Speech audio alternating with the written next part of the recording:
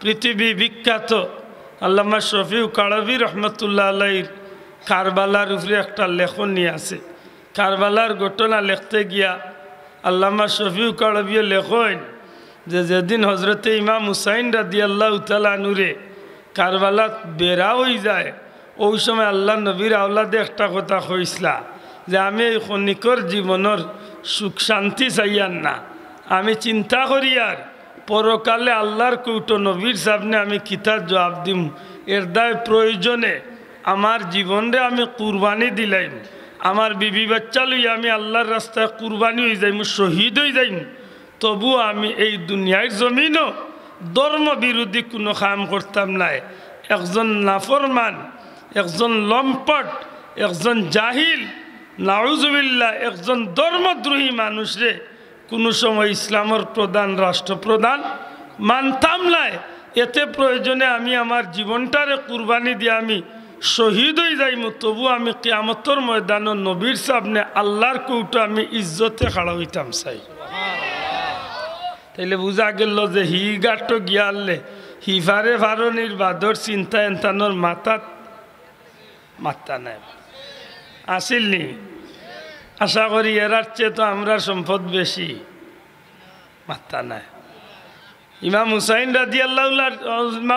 রাদিয়াল্লাহু তাআলা আনহুর চেয়ে পরকালের সম্পদ আমরার মনে হয় বেশি, মাতক আমরার বেশি। সারা পৃথিবীর মুসলমান হকলে একবাদি জমা করক, ইমাম হুসাইন রাদিয়াল্লাহু তাআলা আনহু যে গুড়া চড়িয়া গেছেন, ও গুড়ার ভাওয়ার তলর বালুও গুন্তরে এখান করি এরার মর্যাদার সমান হওয়া সম্ভব হইব নি? এর বাদেও পরকালের চিন্তা আসিল নি না আসিল? মাথা না আসিল নি? আসিল। হযরত উমর ফারুক রাদিয়াল্লাহু তাআলা আনহু নিজের বাচ্চা ইয়া যখন বিচার দিলা যে ইমাম হুসাইনে গাইল দিলাইছেন, গুলামর বাচ্চা গুলাম বা গুলামর গরুর গুলাম। হজরতে আব্দুল্লাহ ইবনে উমর রাদিয়াল্লাহু তাআলা আনহু যখন বাবারে কইলা, তখন ইসলাম জগতের খলিফা হইলা হজরতে উমর ফারুক রাদিয়াল্লাহু তাআলা। অর্ধ পৃথিবীর মুসলমান হকলর শাসক হইলা সাইয়েদনা হজরত উমর ফারুক রাদিয়াল্লাহু তাআলা। নিজের ছেলে ইয়া কইলা, বাবা আমারে হুসাইনে গাইল দিলাইছেন, নবীর আওলাদ ইমাম হুসাইনে গাইল দিছেন, গুলামর বাচ্চা গুলাম, বিচারখান করিয়া দেও। বাপ প্রেসিডেন্ট মনে করলা, চিন্তা করলা যে বিচার খুব ভালো হইব। কইলা রে বহুত বিশ্বাস করতাম গিলা, তুমি যদি এমন কইয়া থাকো তো হুসাইন রে গিয়া কইও গাইল দিয়া থাকলে লেখিয়া দিতা, প্রমাণ লইয়া আইলে বিচার দিও। গিয়া কইলা বা হুসাইন ফারবানি লেখিয়া ইতা যেখান গালিয়া ইসলাই।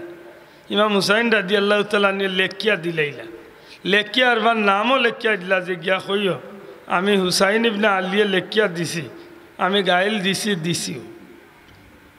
ইকান হজরত উমর রাদিয়াল্লাহু তাআলা আত লইয়া তো কইতা আছিল, আমার হুয়ারে অত বড় গাইল দিলা বিচার করতাম হইব, মাতই না।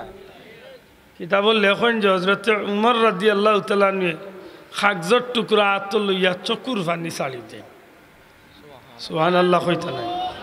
কাগজর টুকরা আত লইয়া চকুর পানি ছাড়ি দেন। হজরত আব্দুল্লাহ ইবনে উমর রাদিয়াল্লাহু তাআলা জিকেন, আব্বা বুঝলাম না, বিচার করতে কাগজ আত লইয়া চকুর পানি ছাড়ো, কারণ কি? সন্দেহ জীবনে বহুত সুযোগ আইব যাইব, এমন সুযোগ আর পাইতাম নাই। কিতা বাবা, বাবা হিসাবে তুমি সন্তানের প্রতি আমার একটা অনুরোধ, জীবনে কোনোদিন তোমার কাছে কিচ্ছু চাইছি না, আজকে তোমার কাছে চাই। আর আজকে ও কাগজখান আমি মৌতর আগে তোমার কাছে রাখিয়া যাইব। যেদিন আমার মৌত হয়ে যাইব, ওদিন আমার কবরও তুমি লামিয়া, কবরের ভিতরে লামিয়া তুমি আমার খাফন হরাইয়া আমার বুকুর ভিতরে, অর্থাৎ খাফনের ভিতরে আমার বুকুর উপরে কাগজর টুকরাখান আমানত রাখি দিও, রাখিয়া আইয়।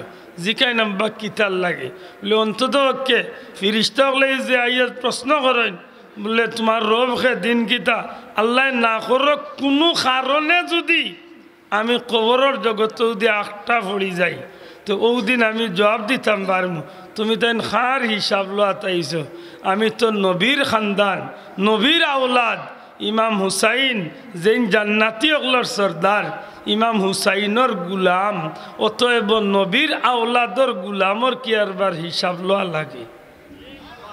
সুবহানাল্লাহ। এখান দিয়ে কিতাব বুঝাইছেন, বলে এত মর্যাদার মানুষ হইলে ইমাম হুসাইন রাদিয়াল্লাহু তাআলা সুবহানাল্লাহ।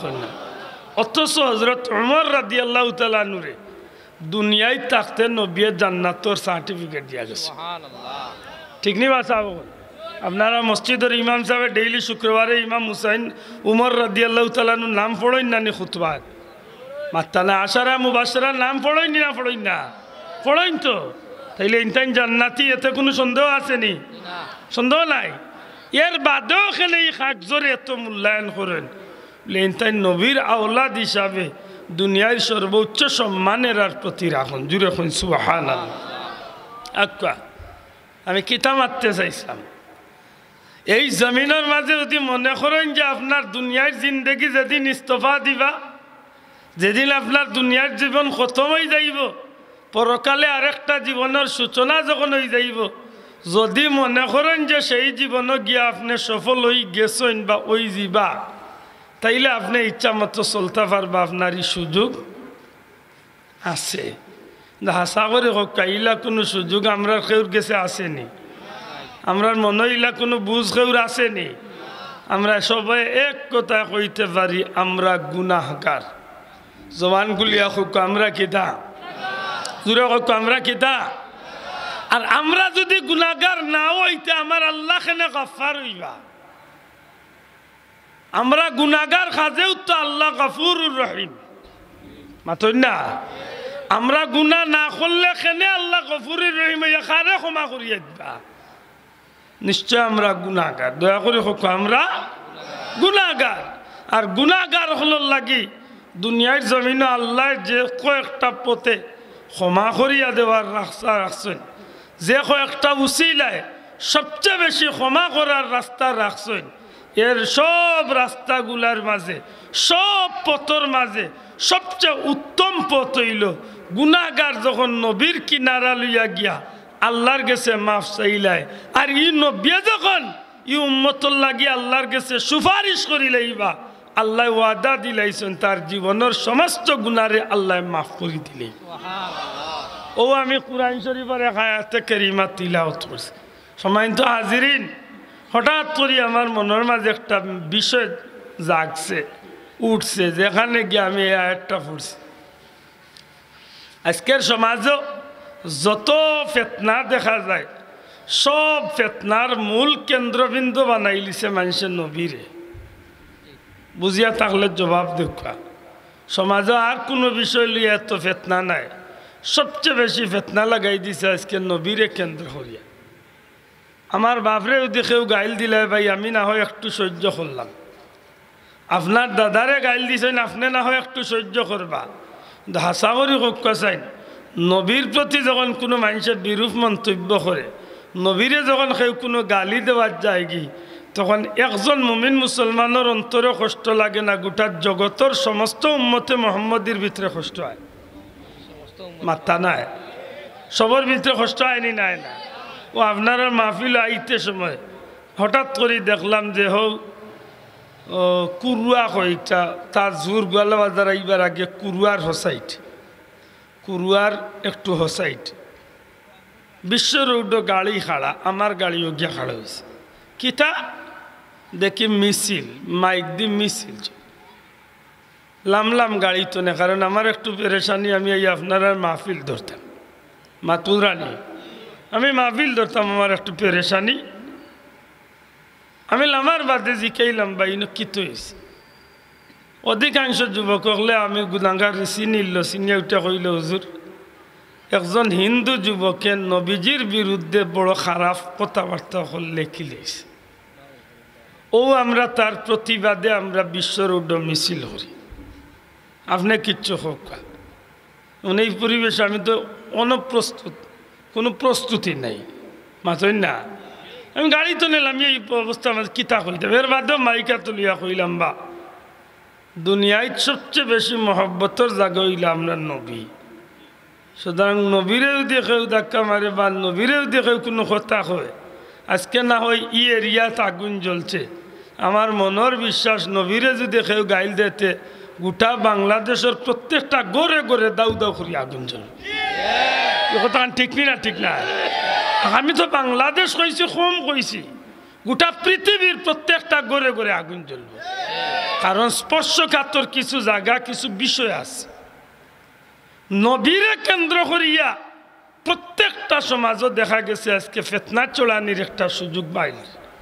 নাস্তিক মুরতাদ বেঈমান বেদিন হলে তারা বুঝিলাইতে পারছে এখান যে মুসলমান হগলরে যদি নাটাইতে হয়, মুসলমান হগলরে যদি চেতাইতে হয়, তে আর কোনো জায়গা হাত দিয়া মুসলমান হগলরে এতটা চেতাইল যাইত না। নবীর প্রাণের চেয়েও আরো প্রিয়, জানোর চেয়েও আরো প্রিয়, প্রাণের চেয়েও আরো প্রিয় নবী কামলিওয়ালা। এই নবীরে যদি কোনো কথা খোয়া যায় তাইলে মুসলমান হগলর খুব বেশি দর্ব। এই কথা ঠিক না? ঠিক না? আসলেই ঠিক। যে কারণে দেখা গেছে যুগে যুগে নবীর বিরুদ্ধাচরণ করেনেওয়ালা একগুলো মানুষ আছে। দুঃখ লাগে যে সময় মুসলমানের বাচ্চায় মুসলমানি লেবাস পিন্দিয়া নবীর সুরত দরিয়া অর্থাৎ সুন্নতি লেবাস লাগাইয়া ওয়াজর মঞ্চ অথবা মসজিদের মিম্বরে উঠিয়া উঠিয়া কয় নবী মরে গেছেন, পচে গেছেন, মাটির সাথে মিশে গেছেন, নবী আর কাউকে কিছুই করতে পারবেন না। হাসা করি হক্কা যাইন তখন এক মুসলমান হিসাবে আপনার আমার ভিতরে কষ্ট আয়নি না? দয়া করি মাতকে আয়নি না? আমার বাবার বয়সী মুরব্বী সকল দেখি আর ভালো করি আমার কথা বুঝার চেষ্টা করবা, কারণ আমি আগেও কইছি যেহেতু কোনো বিষয় দেওয়া নাই, আমার মনেরও কথা ওখানে আমি প্রকাশ না করলে আমার ভিতরের জ্বালা মিটত নাই। আশা কথা দেন কোনো নির্ধারিত বিষয় হইলে আমি বিষয়ের উপরে মাতলাম, কিন্তু যে আয়াতে কারিমা তিলাওয়াত করছি কুরআন শরীফের এই আয়াতটা আইজও কুরআন শরীফে আছে নি না নাই? হাত তুলিয়া দেখা আছে নি না নাই? নবীর শানো যে আয়াতে কারিমা নাজিল হয়েছে আজ পর্যন্ত কুরআনও আছে নি না নাই? তাইলে নিশ্চয় এই আয়াতে কারিমার বাস্তবতাও আজ পর্যন্ত জমিনও জারি আছে। মাত্তা না আছেন না নাই? কেনে কইলাম রাসূলে পাক সাল্লাল্লাহু আলাইহি সাল্লাম দুনিয়াইতে বিদায় নিছেন, নবীজির ইন্তেকাল হইছে, এইখানে আমরা 100 বার স্বীকার করি। নবীজির ইন্তেকাল হইছে এইখানে আমরা 100 বার স্বীকার করি। আল্লাহর হাবিব 63 বছর বয়স এই জমিন ছাড়িয়া বিদায় নিছেন, ঠিক আছে, কিন্তু আমার নবী নাই শুধু সমস্ত পয়গাম্বর হল দুনিয়াইতে বিদায় নেওয়ার বাদে আল্লাহ আবার তারারে পুনরায় জীবন দান করে লাইছে। বড় করে কইতেইব সুবহানাল্লাহ। যে কারণে আমরা নবী অগলর বেলায় কই কিতা হায়াতুন নবী, দয়া করে জবান খুলিয়া কই কিতা কই নবী রাসূল হল জিন্দা, জুড়ে কই নবী রাসূল হল জিন্দা। এখন প্রশ্ন আইল নবী রাসূল হল যদি জিন্দা হইয়া থাকেন তাইলে এরা করইন কিতা? বলে হাদিস শরীফ দ্বারা প্রমাণিত যে নবী রাসূল হল জিন্দা, এরা প্রত্যেকে নিজ নিজ কবর নামাজ আদায় করতে থাকে। বড় কথা সুবহানাল্লাহ। এখন যদি কেউ তর্ক টানিলায় যে একজন মানুষ জিন্দা হইলে তো খাইতে হইব, বাঁচতে হইব, বাথরুম করতে হইব, এগুলা কিলা করুন? মাতকান বুঝুন জানো ফিতনা চড়াইবার কতটা পথ আছে, ঠিক না? ঠিক না? আপনার ভাল লাগেন না যারে হুদাউর খানো তারে কুন্টানির একটা উচিলা, ঠিক নি? অন বেটাই উঠিয়া নবী রাসূল যদি জিন্দা তেন তেন খাইন কিলা, তে বর্তন ফাইন খানো, পানি খাইন কিলা, গ্লাস জগ ফাইন খানো, তে বাথরুম করেন কিলা? নাউজুবিল্লাহ কইতা নাই। আমি আপনারা জিকাইয়ার কুরআন